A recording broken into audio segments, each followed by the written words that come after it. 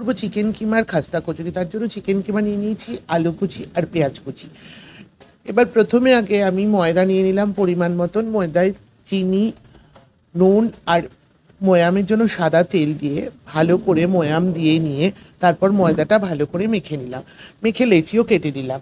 এবার কড়াইতে তেল দিয়ে তার মধ্যে এক এক করে পেঁয়াজ কুচি দিয়ে ভালো করে পেঁয়াজটা ভাজা হয়ে গেলে ওর মধ্যে এক এক করে আলু, চিকেন কিমা সব কিছুই দিয়ে দিলাম। দিয়ে একটু কিছুক্ষণ নাড়াচাড়া করে দিয়ে দিলাম পরিমাণ মতন লবণ আর হলুদের গুঁড়ো।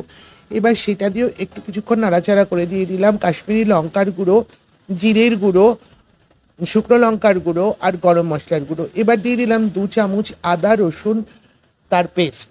এবার পরিমাণ মতন সামান্য জল দিয়ে ওটাকে কিছুক্ষণ রান্না হতে দিলাম 10 মিনিটের জন্য। নামানোর আগে একটু চিনি দিয়ে দিলাম স্বাদটা ব্যালেন্সের জন্য।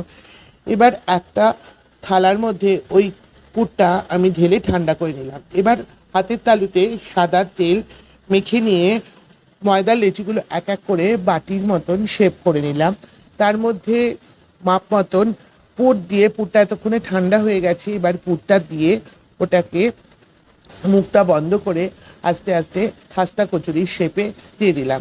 এইভাবে এক এক করে আমি খাস্তা কচুরিগুলোকে রেডি করে নিলাম পুর ভরে। দেখুন কি সুন্দর দেখতে হয়েছে, দেখলেই যেন লোভ লাগছে। এবার এগুলো রেডি হয়ে যাওয়ার পর কড়াইতে তেল দিয়ে তেলটা গরম হওয়ার আগেই রেডি করে রাখা খাস্তা কচুরিগুলো দুটো দুটো করে ছেড়ে দিলাম। এবার ওগুলো বেশ ভালো করে এপিট ওপিট করে ভাজা হয়ে গেলে একটা থালার মধ্যে তুলে নিলাম। দারুণ হয়েছিল খেতে, যে ভালো হয়েছিল বলে বোঝানো যাবে না। আর সন্ধেবেলার খাবারটা দারুণ জমেও গেছিল। বৃষ্টি বৃষ্টি ওয়েদার, তার সঙ্গে এই ধরনের চিকেনের খাস্তা কচুরি, ওফ, না খেলে আপনাদের বোঝাতেই পারবো না।